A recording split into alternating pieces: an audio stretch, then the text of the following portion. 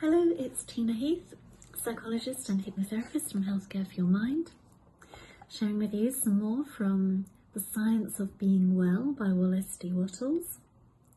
Chapter 15, Sleep. Vital power is renewed in sleep. Every living thing sleeps. Humans, animals, reptiles, fish and insects sleep. And even plants have regular periods of slumber. And this is because it is in sleep that we come into such contact with the principle of life in nature that our own lives may be renewed. It is in sleep that our brains are recharged with vital energy, and the principle of health within us is given new strength. It is of the first importance, then, that we should sleep in a natural, normal and perfectly healthy manner. Studying sleep, we note that breathing is much deeper and more forcible and rhythmic than in the waking state. Much more air is inspired when asleep than when awake.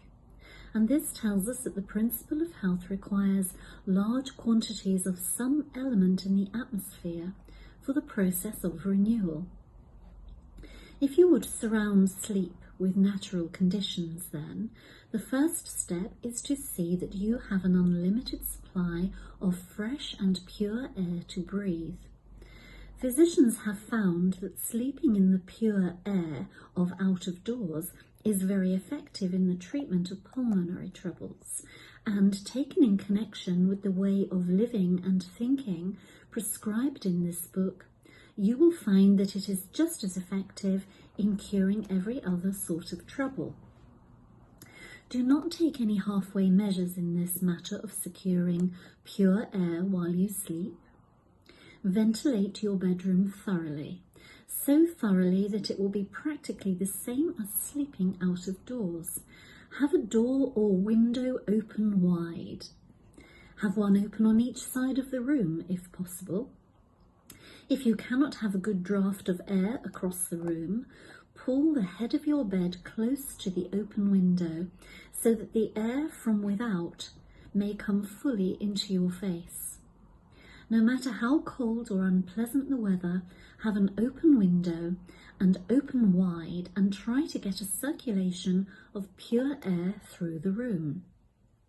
Pile on the bedclothes if necessary to keep you warm, but have an unlimited supply of fresh air from the out of doors. This is the first great requisite for a healthy sleep. The brain and nerve centres cannot be thoroughly vitalised if you sleep in dead or stagnant air. You must have the living atmosphere vital with nature's principle of life. I repeat, do not make any compromise in this matter. Ventilate your sleeping room completely and see that there is a circulation of outdoor air through it while you sleep. You are not sleeping in a perfectly healthy way if you shut the doors and windows of your sleeping room, whether in winter or summer. Have fresh air. If you are where there is no fresh air, move. If your bedroom cannot be ventilated, get into another house.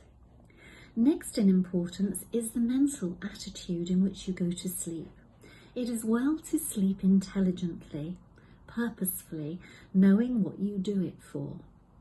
Lie down, thinking that sleep is an infallible vitalizer, and go to sleep with a confident faith that your strength is to be renewed, and that you will awake full of vitality and health. Put purpose into your sleep, as you do into your eating. Give the matter your attention for a few minutes as you go to rest. Do not seek your couch with a discouraged or depressed feeling. Go there joyously to be made whole. Do not forget the exercise of gratitude in going to sleep. Before you close your eyes, give thanks to God for having shown you the way to perfect health, and go to sleep with this grateful thought uppermost in your mind. The bedtime prayer of thanksgiving is a mighty good thing. It puts the principle of health within you into communication with its source, from which it is to receive new power while you are in the silence of unconsciousness.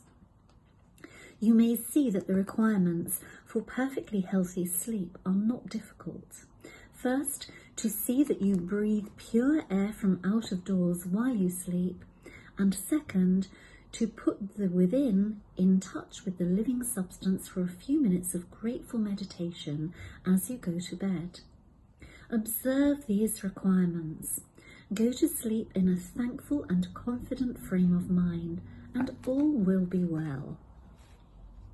If you have insomnia, do not let it worry you while you lie awake form your conception of health. Meditate with thankfulness on the abundant life which is yours.